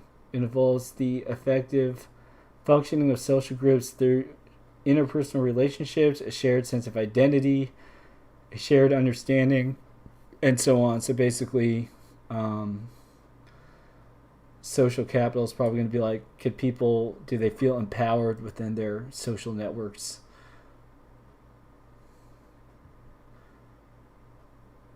Okay, here we go. Social capital is a measure of the value of resources, both tangible, such as public spaces and private property, and intangible actors, human capital, people, and the impact that these relationships have on the resources involved in each relationship or on larger groups. So if you want to do something, like let's say I want a ride to the airport, if you have a lot of social capital, maybe you don't even have money, but like a kid could ask their parent to do that, to take them somewhere. And even if the kid isn't buying the plane ticket or whatever themselves, you could say that they're valued. They have a lot of social capital by being associated with that family. Now, similarly, like on the internet, how could you tell if someone has social capital? Like if I said to you all, hey, I'm on YouTube, give me money, send me super chats, and then everyone actually did send me super chats and stuff, or they actually did like and subscribe, right? Then that would be like a measure of, wow, it's got some social capital. So it doesn't have to be just pure money monetized. It could also be asking for other things. So we won't get into the nitty gritty of that. Okay, so this title implies for just normal American people, social capital is declining. Putnam surveys the decline of social capital in the United States since 1950. Note the Jacques Ellul book, Technological Society, 1954, translated into English in 1964. So we're looking at a similar pyramid here. Putnam, has described the reduction in all forms of in-person social intercourse upon which Americans used to found, educate, and enrich the fabric of their social lives. He argues that this undermines the active civil engagement which a strong democracy requires for its citizens. All right, so just scrolling down a bit. So there's a political angle to this. I would imagine that it's related to the department that he probably works in at his university. So he's probably asked, or his job role is likely having to do stuff with political science, sociology. So why would he be talking about those particular topics? Probably because at his university his job is to research stuff related to civic engagement, that sort of thing. Let's see. Putnam discussed ways in which Americans disengage from political involvement, including decreased voter turnout, attendance at public meetings, service on committees, and work with political parties. Putnam also cited Americans' growing distrust in their government. Putnam accepted the possibility that this lack of trust could be attributed to, quote, the long litany of political tragedies and scandals since the 1960s, but believed that this explanation was limited when viewing it alongside other, quote, trends in civic engagement of a wider sort. All right, and then we have some examples of loss of membership in some existing civic organizations, such as religious groups Knights of Columbus, B'nai B'rith, labor unions, parent-teacher associations, Federation of Women's Club, League of Women Voters, military veterans organizations, volunteers with Boy Scouts and the Red Cross, and fraternal organizations, Lions Clubs, Benevolent and Protective Order of Elks, United States Junior Chamber, Freemasonry, Rotary, Kiwanis, etc. All right, comments by Rasta here. Rasta says, I have a lot of Arabs at my school, mostly Palestinians, and honestly, they get along with the people here better than people from the city because Islam has very conservative values. I think Putnam is wrong about the same places of worship having to be how we unify. Yeah, I don't know if it was Putnam specifically that the article that I was looking at earlier, I searched like the term Islamophobia. So the person there was probably Islamic person that was saying that, talking about that issue specifically. But here, looking at these examples, I would say from my own experience growing up, I saw these people, Lions, Elks, I don't know about Junior Chamber, Freemasons, Rotary, Kiwanis. I think that, we could look at the numbers of how these things used to be a lot more powerful and then got less powerful.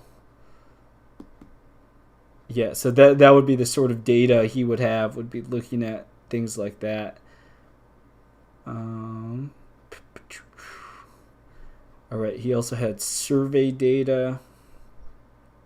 It says some organizations have grown, such as the American Association of Retired People, the Sierra Club, and various mass member activist groups.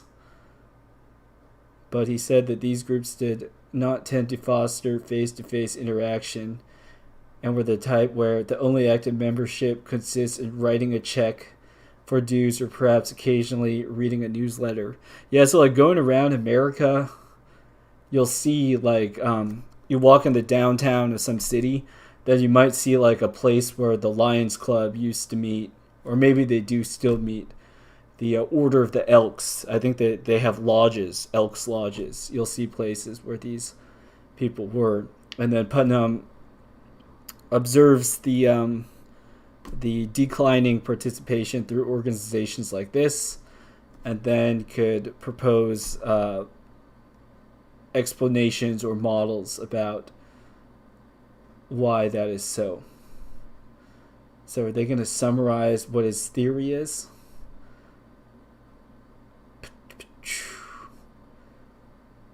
Okay, so here's just some stuff. He estimated that full-off and civic engagement after 1965 was 10% due to pressure of work and double career families, 10% to suburbanization and commuting, 25% to the individualization of media and television, and 50% to generational change, 5% remained unexplained. Okay, I'll just straight up say, like, this sort of breakdown, like saying it's this percent this percent that, I think that I don't care about those numbers, basically, is what I'll say. You know, if you did, like, some sort of fancy statistics, like, one thing I had to learn about was, like, ANOVA. And you might use the ANOVA analysis of variance in order to explain variance according to a number of factors. So, this is all. I need a concrete example, not just group 1, group 2, and group 3. Anyways, the point of this is with social sciences and stuff, people, you collect your numbers, your data. They're trying to make it a quantitative study. So then the goal is to pick apart the variation you see and find out what are the contributing factors that cause these differences in numbers. That's the quantitative goal. So I don't know what he mostly used. It sounds like survey data, and then probably using like survey data to explain membership numbers or something, and then the breakdown from doing that analysis would be from these different categories, and these categories he would have had to come up ahead of time.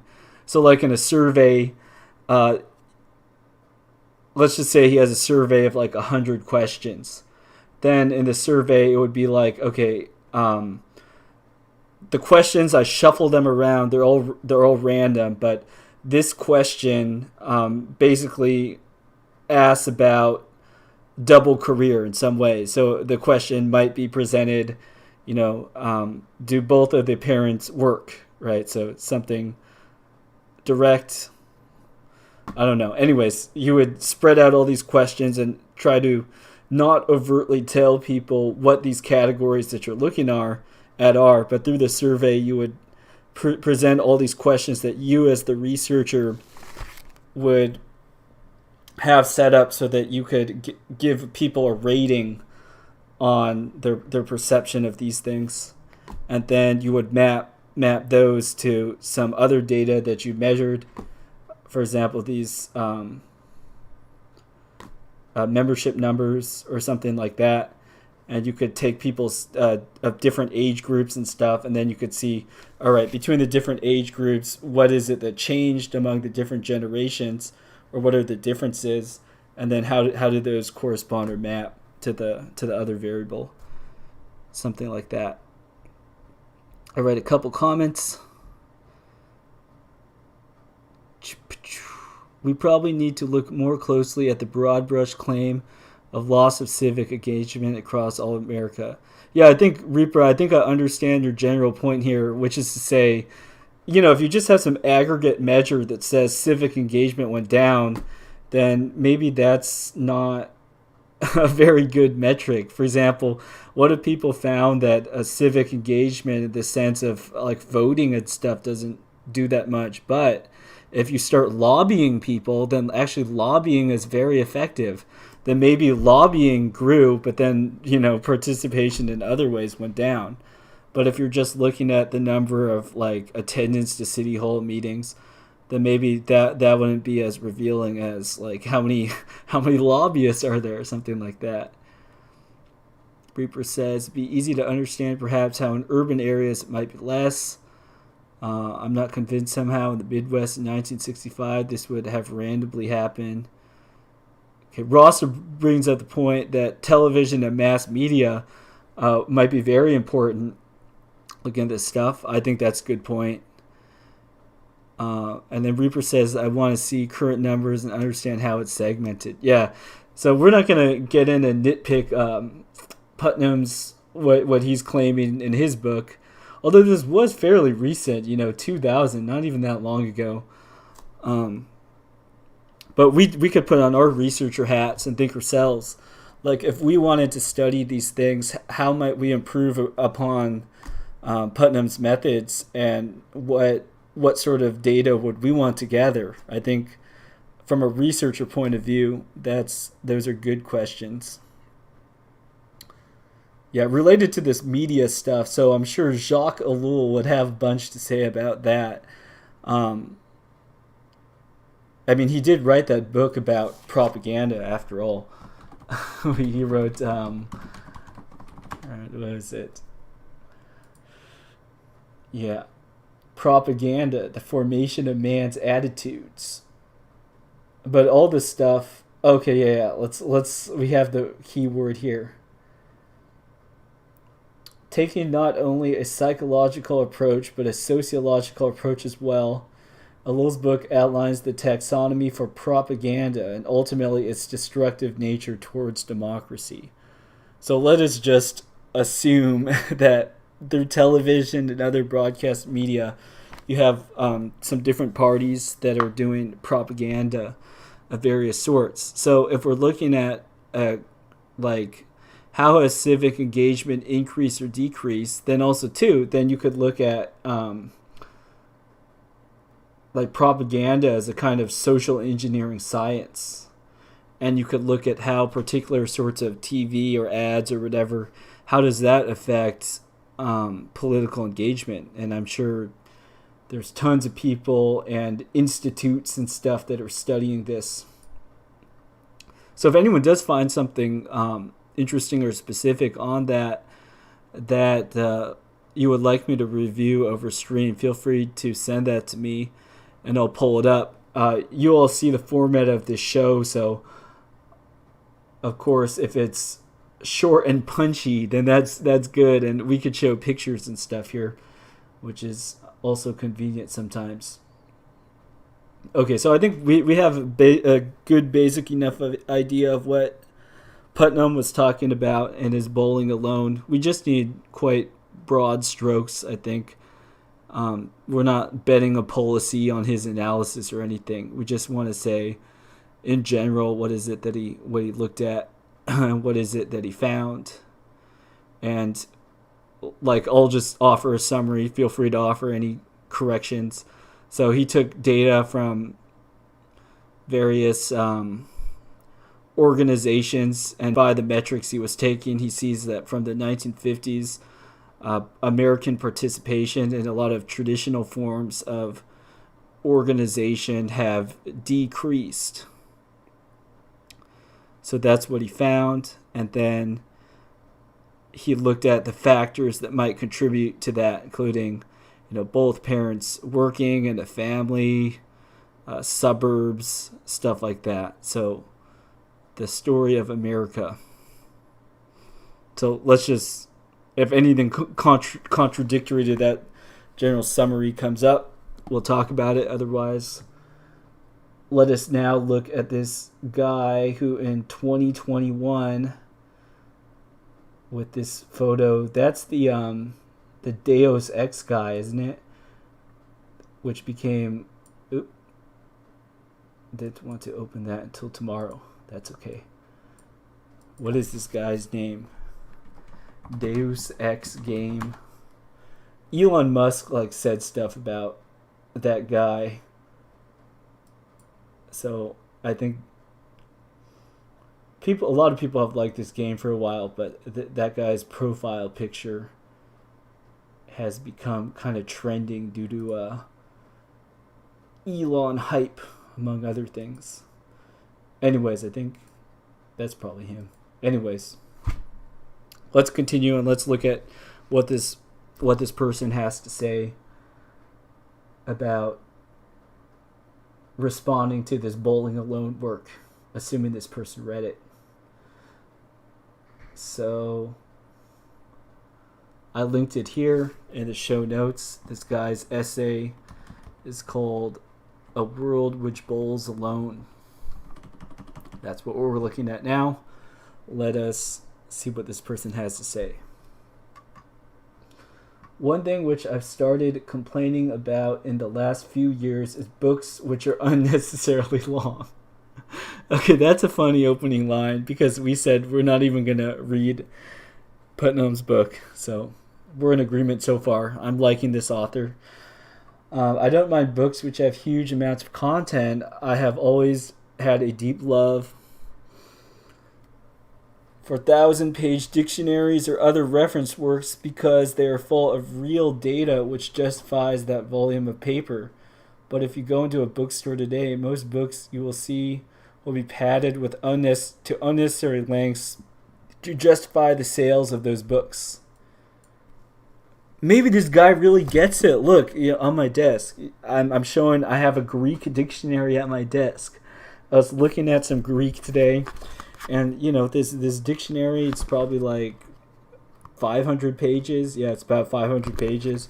But the information there is just dense, so it's long, but it's long for a reason because it's packed with information. And I don't know if a good modern Greek English dictionary online, so I use a paper one. Wow, this guy, maybe he gets it. Let's continue. Oh, and I'll just also make a note. So this thing too, he's making a reference to a lot of books we'll see today. He says are padded to unnecessary lengths to justify the sale of those books. We were just talking at the beginning of the stream about, first off, modern art and money laundering, but then also I brought up the example of how books and newsstands, especially of people like famous people, celebrities, there's all these books that are published that I don't even know if people actually read. So that's funny that that sort of book, you would say, that doesn't have very much content, a lot of it's fluff. This author right up front, he's mentioning that. So that's cool. I'm intrigued. Writing successful. I'm hooked. Let's continue looking at this paragraph. Okay, author continues. So I'll just refer to this guy, late BLT. Latibult. I'll just call him late BLT. I don't know how to say his name. Okay, many of these books have one relatively simple idea, which could have been expressed in a page or two of text, but which was unnecessarily dragged out over hundreds of pages because no one would publish or buy a book which was 1 or 2 pages long. And so we have many unnecessarily long books, which exist just to fill paper so that someone can call themselves a book writer. Yeah, that's funny. This is interesting. This whole idea of genre. So in the early USA, you might have heard about pamphlets. So these would be short little booklets. Pamphlet may consist of a single piece of paper that's printed on both sides and folded in half, something like that. So it could be like back in the day, instead of having like a whole 300-page book which rants about stuff, then you might just have like a little pamphlet. Like a famous one is Common Sense. I think that was a pamphlet. Yeah, so here we go. Common Sense is a 47-page pamphlet written by Thomas Paine. So in the past, we had a lot of different genres or ways in which text was shared. The equivalent nowadays of a pamphlet, there still are pamphlets for stuff. For example, if you visit a historic site or something, they might give you a pamphlet with a brief history of a place. But now it seems like a lot of what was pamphlets has turned into websites of various sorts. Okay, Reaper makes a comment about business books. He says, probably 95% of business books are 20 pages padded into 200 to 300 pages. Yeah, I think that would be fair to say. Like we'll just give a let's visit some of these Amazon categories just to give some substance to the stuff that's being discussed here. Some concrete examples. So I'm just going to look at like the top category in Amazon for books. And we'll look at this. I mentioned like self-help, so we could bring that up. And then is there business and money? So we could look at what type of stuff is here. Right. Oh, I also want to bring up like there's people have Reaper's observation here that books could be condensed down to like 20 pages. There's like non-fiction book summaries. There's been people who have made like businesses, and their business model is to say, we read the books for you and we just summarize them. I don't remember. Okay, yeah, I think I saw like people run YouTube ads for this. So let us look at this site. So this person's this business service, Blinkist, more knowledge in less time for curious people who love to learn, busy people who don't have time to read, and even people who aren't into reading. So a service like this, they I think they just take like popular books and then they summarize them into like 10 or 20 minute audio things or something. Oh, wait, I scrolled past their pitch. Let me go back to their business pitch. Understand books and podcasts in 15 minutes. Right, so basically books, podcasts, a lot of it's really long. Probably people are repeating stuff, a bunch of fluff.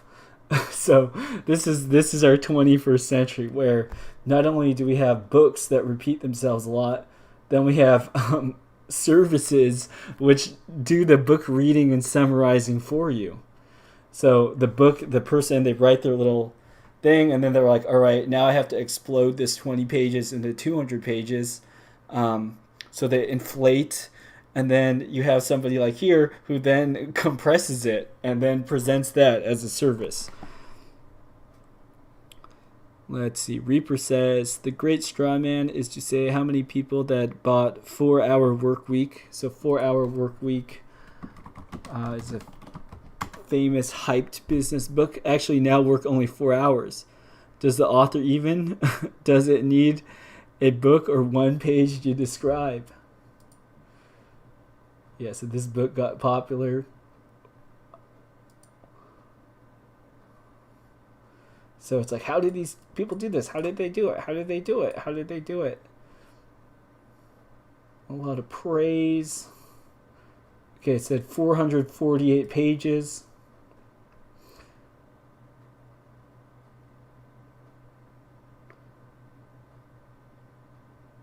All right, we have to look at the negative reviews to see what the book is actually about. Right? Research methodology here. Don't read the glowing positive reviews. Just turn to some negative review that looks like it's by an actual person.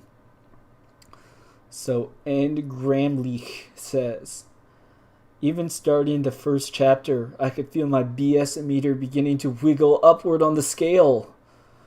About the time I got to the outsourcing, so this book probably has a section about you could work less by outsourcing work to other people, where he proudly admitted paying someone $4 an hour to do his work for him, then read the result from one of his readers where he, a chef, was able to hire some brown person to cook him at $5 a meal, leaving me wonder if that chef would happily work for $5 an hour to cook for someone else. That's when I realized that this covertly racist and utterly lazy method of making or saving money went against my every moral fiber. When I read parts of it to my husband, he shook his head and said it sounded toxic. Of all the other books you can read that will set your soul in the right place to earn money, and he gives some examples of some books that I think the author's a woman. This one screams selfish, greedy, lying, and morally bankrupt. Half of the stuff in here I can't even fathom working, outside of getting you fired. The concept of it's better to ask for forgiveness than permission irks me in so many ways. Isn't that kind of a programmer thing? Reaper, you'd probably know. The ask for forgiveness rather than permission. So if you have to do some like super hacky like tech fix, like just make the thing work and then be like, well, boss, look, I did the software thing and it works. Is it okay? Can we ship it? Then that would be a way in order to develop software faster to reach goals. Yeah. So that irks this commenter, namely that it takes a dire lack of respect to pull off. This book reeks of disrespect. Okay, now I'm hooked. Here's another comment with a spicy beginning for this 4-hour work week. Practice the art of non-finishing. I think this is going to be meta. This person probably didn't finish reading the book. This is another one that took me a long time to learn. Starting something doesn't automatically justify finishing it. If you're reading an article that sucks, put it down and don't pick it back up. If you go to a movie and it's worse than Matrix 3, get the hell out of there before more neurons die.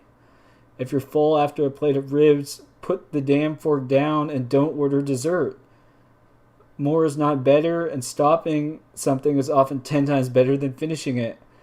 Develop the habit of non-finishing that which is boring or unproductive if a boss isn't demanding it. This book has no redeeming qualities, so I've decided to put it down and I won't be picking it back up. For this one bit of advice, I thank the author. Oh, spicy. Maybe some people get something out of it. For me, it was a huge waste of my precious time. I like the concept of lifestyle design.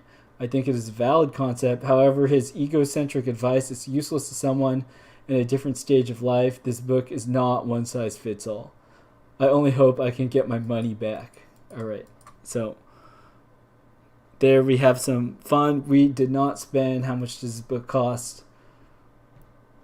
About $14 for the hardcover. We didn't buy this book. Instead, we just got a summary of what it's saying, so we don't have to look at it further. We're outsourcing. We're outsourcing the reading of the book to somebody else. The book probably tells you to outsource reading, so we just succeeded in doing the big brain thing. All right, back to late BLT live journal essay. Robert D. Putnam's now classic 2000 book Bowling Alone, The Collapse and Revival of American Community, seems at first like it might be such a book. First of all, the book is actually based on a much publicized 1995 article which Putnam published in the Journal of Democracy. So when you get an article which worked perfectly well and then find that the author took it up upon themselves to turn that journal-length article into a book of several hundred pages, a cynical view might suppose that the author was hoping to capitalize on the success by selling copies of a book on a seemingly popular subject. Adding to this is the impression that the book gives away its premise in the title. If you've read the subtitle of the book, you already know what it's about. And while there may be varying opinions and perspectives on such social changes, few people would deny that there is a sense that Americans are less close knit than they used to be. Sitting in the backyard having conversations with your neighbor over the fence seems like such a corny idea from such a bygone era of Americana that no one takes it seriously today except in satire already in the 1990s. Ned Flanders' role as the friendly neighbor of The Simpsons existed more to parody the concept of neighborly relations than to honor them in any way. So yes, we all know that the idea of wholesome, close-knit communities populated by healthy, happy families is today considered more of a joke than something to take seriously. So why bother reading a book to tell us what we already know? Good author here. I'm hooked. What tell me, tell me why would I read this? All right. Fortunately, Putnam didn't take the easy way out with his book Bowling Alone. With his book, Bowling Alone is not just one idea stretched out over hundreds of pages. Putnam repeatedly emphasizes how important it is to be able to analyze social trends using real data. The book has a whole appendix titled Measuring Social Change, in which Putnam describes various ways of providing objective measurements for things which most people describe qualitatively.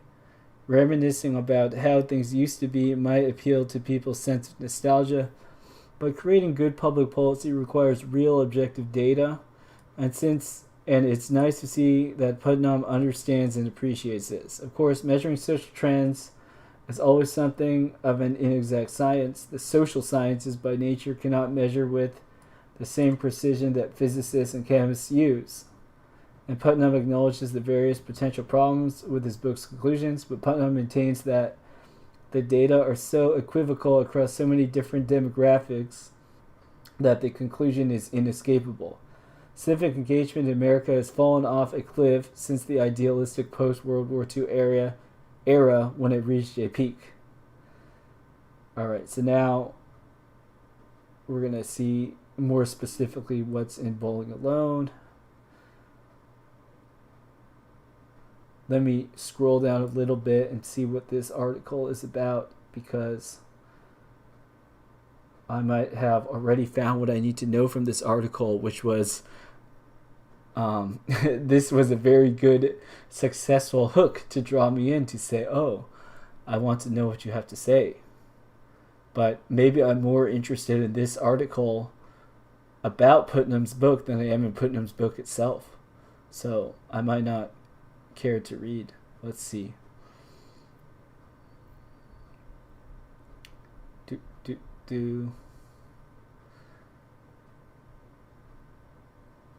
So the first part explains what Putnam is claiming. So the decline in social engagement.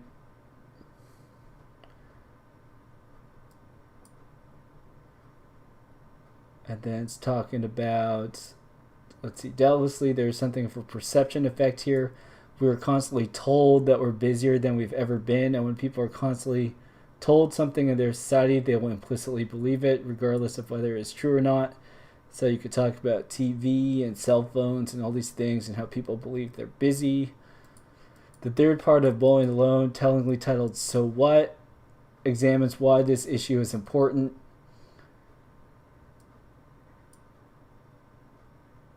So Putnam is writing a book about a subject, so why should you look at his study? Why is it important? What does it talk about?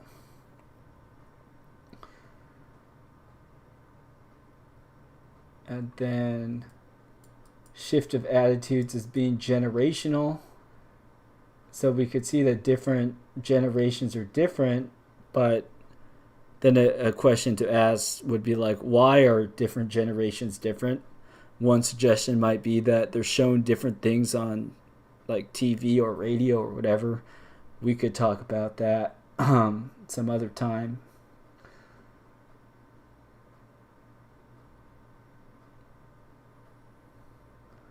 All right, let's read a paragraph from the author of this review. Many people reading this will have already said something well, yeah, duh. several paragraphs ago. Bowling Alone was published more than 20 years ago, and in that time its conclusions have become so obvious that they hardly seem to need explanation, let alone observation. But sometimes it is precisely the things which are most obvious which most people need to be pointed out and discussed, because these matters are so obvious to us that we don't even think about them.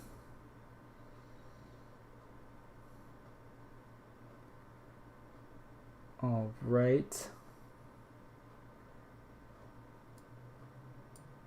Then this person, so let's see. Author says, late BLT says, although I like both Putnam and his book, one can't deny that the ideas in the book seem hopelessly out of touch when viewed through the lens of the political world today. The ideas in Bowling Alone already seem corny and obsolete to many people at the time of the book's publication, and this was before the election and presidency of George W. Bush, which included both the September 11th attacks and the 2007 to 2008 global finance crisis. The subsequent political polarization which threw America to its most turbulent era since the Vietnam War. Okay, so the book, the study's limited by the time and place, the scope that it was written in. That seems fair. Okay, well, conclude looking at this article because we don't need to read his whole review on it. But I saw the word normative, so I've been activated. Let's see. One thing which repeatedly strikes me about Bowling Alone is how normative it is. One implication of much of the book is that people can't be too different from each other, because if they are, then this destroys community. While I agree with this idea and I've expressed it many times in the past, the interesting thing here is that Putnam strikes me as the kind of guy who would think of himself as a good Democrat in both senses, not only the American sense of capital D Democrat, i.e. someone who votes for the U.S. Democratic Party, but also a lowercase d Democrat, i.e. someone who more generally supports the philosophical and social ideas of democracy in the abstract. Yes, Putnam describes a paradigm whereby democracy could only thrive through the process of building a stable society, specifically mentioning at one point that large cities with their fast-paced lives and decreased levels of, quote, rootedness are inherently destructive to the kind of community and social engagement he's describing. The kind of social and political involvement which Putnam is looking for can really only take place in small towns where everyone knows everyone else. And while that might certainly be an ideal life for many people, it is clear that there are many other people who want to avoid that kind of life. People who want to be anonymous and live in huge cities with millions of other people where you can make friends one day and make different sets of friends the next. Although Putnam wisely avoids making any partisan remarks in his book, he is often associated with a school of political thought called communitarianism, which is not the same as communism but related to it in some ways. Both are about emphasizing the needs of a broader community over the needs of individuals, but communism is more about economics and specifically the distribution of capital, whereas communitarianism is more of a social mode of thinking which emphasizes the importance of people incorporated into strong, stable, close-knit communities at the expense of individual freedom. Okay, at its core, what Putnam describes is actually a deeply conservative aspect of democracy, and while he probably considers what he is trying to defend to be liberal leftist values, the emphasis of social power structures over individual freedom is the opposite of, quote, classical liberalism, end quote. It has more to do with centrist thinking. At the risk of stating the obvious, it is important to avoid the lazy and simplistic thinking, which simply divides people into left wing and right wing, as the meanings of these terms are not only vague but also subject to shifting with time. Okay, so I think we're done with this article here. But yeah, this is a good transition back to Melancholy of Subculture, where Putnam he makes mention of these societies, small town where everyone knows each other. So in a big urban cosmopolitan city, how could such a structure, how could such a thing come to be? And that is why we're reading this Melancholy of Subculture Society. Because this author, the Gwern.net guy, is bringing up the interwebs and subcultures as a kind of solution for the stuff that is presented as a problem. So American society went in this direction, fragmented in all these ways, as pointed out through quantitative studies, studied carefully by Putnam. Now we have subculture societies that perhaps are able to address or even solve many of the problems that are put forth, that are brought to attention by Putnam. Okay, so we'll read this one quote from an anime, and then these paragraphs, and then we'll call it a day for this article, and then we'll read a paragraph or two from Jacques Ellul just to say we did, and then we'll close up. So let's do that.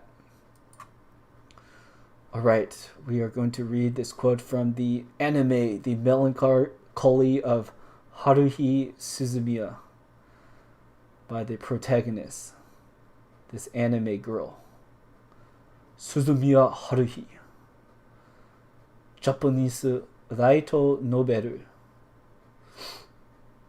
Alright. I thought that everyone in Japan had to be packed in there. So I turned to my dad and asked him, "Do you know how many people are here right now?" He said, "Since the baseball stadium was full, probably 50,000. I was only one little person in that big crowded stadium filled with people, and there were so many people there, but it was just a handful out of the entire population. Up till then, I always thought that I was, I don't know, kind of a special person. It was fun to be with my family. I had fun with my classmates, and the school that I was going to, it had just about the most interesting people anywhere. But that night I realized it wasn't true. All the stuff we did during class that I thought was so fun and cool was probably happening just like that in classes in other schools all over Japan. There was nothing special about my school at all." Alright, and then let's see what's going on here. Chronic stress is particularly stressful. So this is the author speaking again, Gwern.net, not the anime quote. "If the stress is caused by an unclear and extremely low place in the social order, then modern man will constantly suffer it, and his health will be impaired by it. When one considers this, it's clear that seceding from the culture at large can have benefits that the larger culture can never deliver. A larger culture can never reduce the number of people I need to know about to a few hundred or thousand. It can never give me a intuitive place in the scheme of things. 7 billion or even 300 million is just too large. But a subculture can deliver that. A subculture can know my name and pat me on the back for an achievement that to a larger culture is incomprehensible at best and trivial or objectionable at worst. A subculture can remove that social stress. And if we were to take it even further, if we choose a subculture that was online and we never went outside, then all the stress would be gone. One doesn't walk down the street. One isn't bothered by strangers in such close proximity." Okay, so through the interwebs, people are able to gain these social validations and avoid various sorts of things they might find painful or toxic. That is what this Gwern.net is saying subcultures might be able to do for people. Interesting. We could talk further about in what capacity we think that can work, and in which ways we think that cannot work. All right, the stream's been going on for a long time, so let's just keep on chugging ahead and let us talk about Greece. So now we're switching to Jacques Ellul the Technological Society, and we're going to read the last paragraph of a page until we get tired or it's not so interesting anymore for now. All right, section Greece. Technique is essentially Oriental. It was principally in the Near East that technique first developed and had very little in the way of scientific foundation. It was entirely directed toward practical application and was not concerned with general theories, which alone can give rise to scientific movements. This predominance of technique in the East points up an error which is found throughout Western thought, that the Oriental mind is turned toward the mystical and has no interest in concrete action, whereas the Western mind is oriented towards know-how and action and hence toward technique. In fact, the East was the cradle of all action, of all past and primitive technique in the present sense of the word, and the later a spiritual and magical technique as well. All right.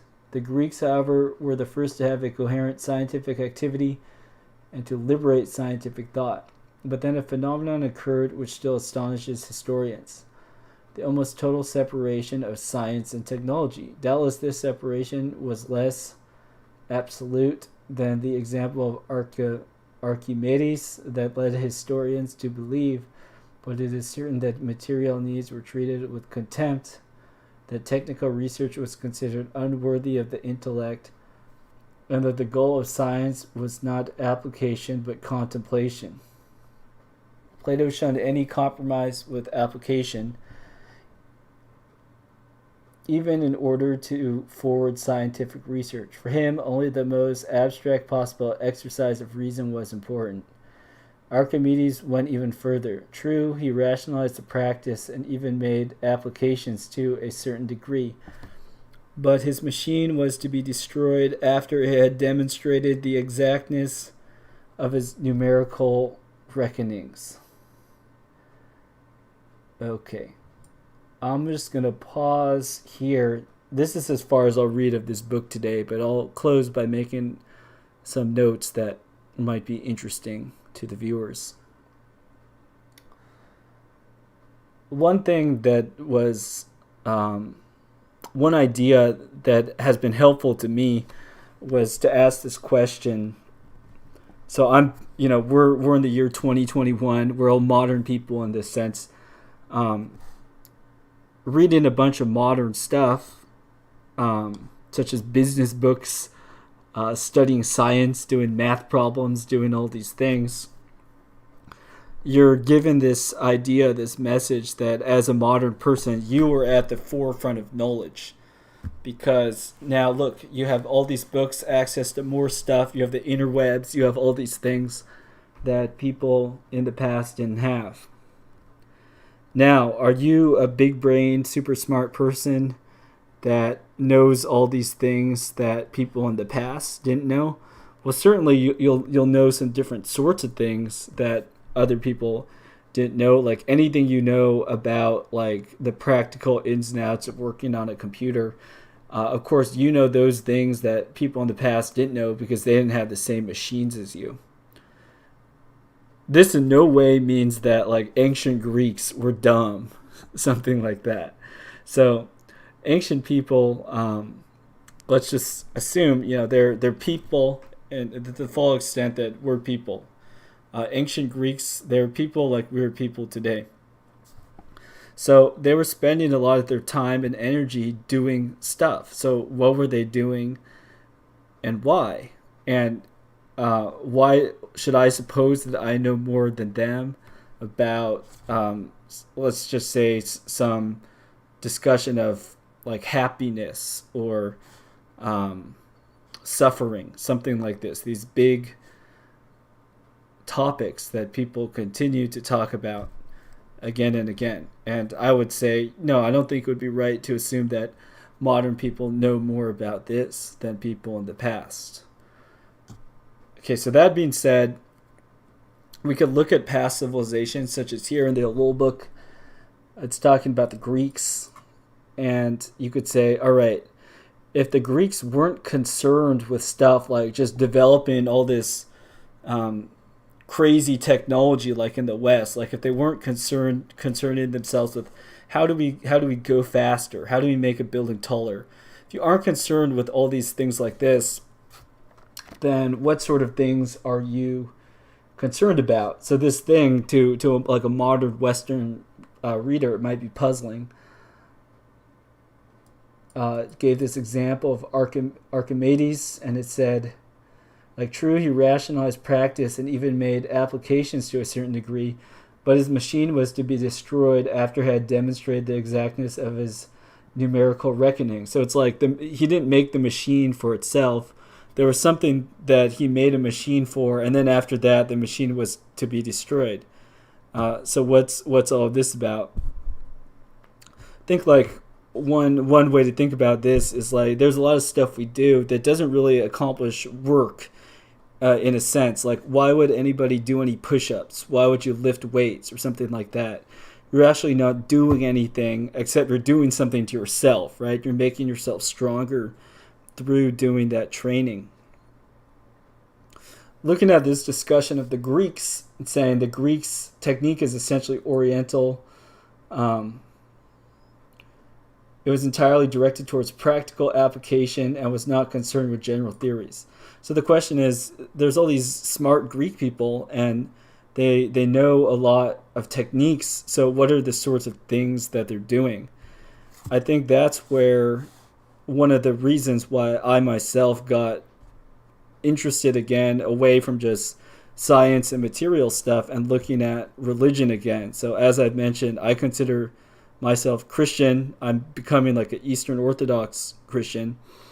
One of the reasons was, you have all these smart people. What are they doing? So one of the things that people would study, for example, would be like a spiritual practice. People would have a lot of records, books, ways in which they would talk about in what manner do I pray, right? In what manner do I step into a temple? What is the correct understanding of the world? And religions will offer different answers to those paths. I'm not like a Buddhist or a New Ager, for instance. Why not? I mean, one of the reasons is I look at these Buddhist New Ager type people, and you could just look, what is the goal? What are they trying to do? What is the technique? What are the techniques that they're employing to get there? And do you think that is something that you would want to do? And if so, like, why? So that's a bunch of question marks there. But it's interesting to see how you have this mention of the Greeks and techniques here. That has been one of this stuff that's being discussed here in this book about the technological society and how stuff is changing. You could say I have turned to the East, to the Greek tradition, and then from the Greeks, the Russians inherited a lot of stuff from the Greek tradition, for this very reason that you see thousands, hundreds of years of people studying things, and what do very capable, smart people, what conclusions do they come to, and what do they decide to give their lives to, and why might I think I know better if I have a different idea? So that's a lot to think about there. I think that this stream has been going on for quite a while, so I'm going to close the stream at this time.